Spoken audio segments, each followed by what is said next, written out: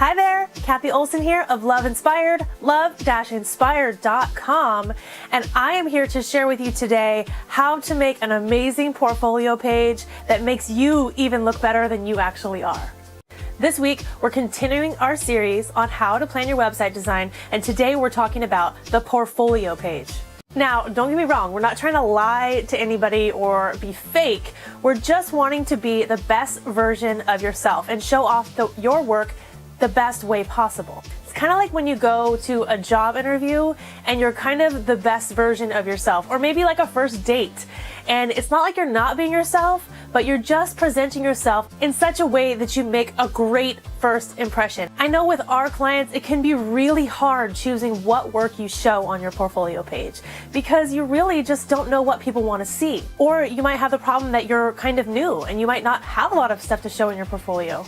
Or you might have the opposite problem where you have so much work, you've been doing what you've been doing for so long. How do you even begin to pick what to put on your website? Now, just like all of the other pages, the portfolio page or gallery page or whatever work page, whatever you call it, it is also a sales conversation. Every page is a sales conversation. Every page should have that main goal on getting them to contact you or buy your thing. And really, you're just connecting the dots. You're not like you're selling to people. You're connecting the dots saying, here's what I do, here's how I help, and let's see if we're a good fit. And if you're a good fit, you're gonna keep going with me. It's the same thing on your portfolio page. So the first thing you need to know, show what you want to attract. You might have tons of work doing something that you just weren't in love with, but you don't have to show it.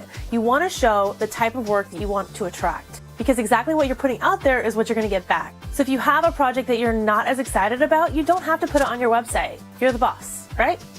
They are gonna remember the best and the worst of your portfolio. So you wanna make sure that the weakest piece of your portfolio is still pretty darn awesome. And the second thing to remember about your portfolio page, less is more. In a lot of ways, less is not more, but a portfolio page is one of them.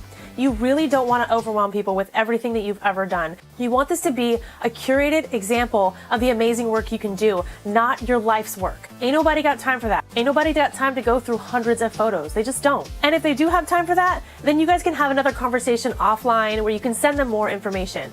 But don't feel like you need to prove anything by putting everything you've ever done. In fact, that is a sign of an amateur when you are overcompensating and showing them everything that you've ever done.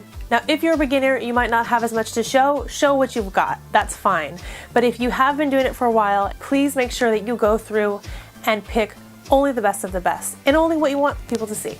And the third thing is that you have to remember that there's objections here, because this still is a sales page, because even though you're showing off your work, remember what those objections are. So remember in the other videos, we covered thinking about objections. What are those things that are stopping them from contacting you? So use your portfolio as a way to overcome those objections. So maybe their objection is that you cost more than the competition. So show pieces that represent your value and the quality of what you do and why it makes sense to make that investment. That way, your portfolio is not just showing pretty things, but it's actually overcoming those sales objections. Those are the three things to remember when creating your portfolio page.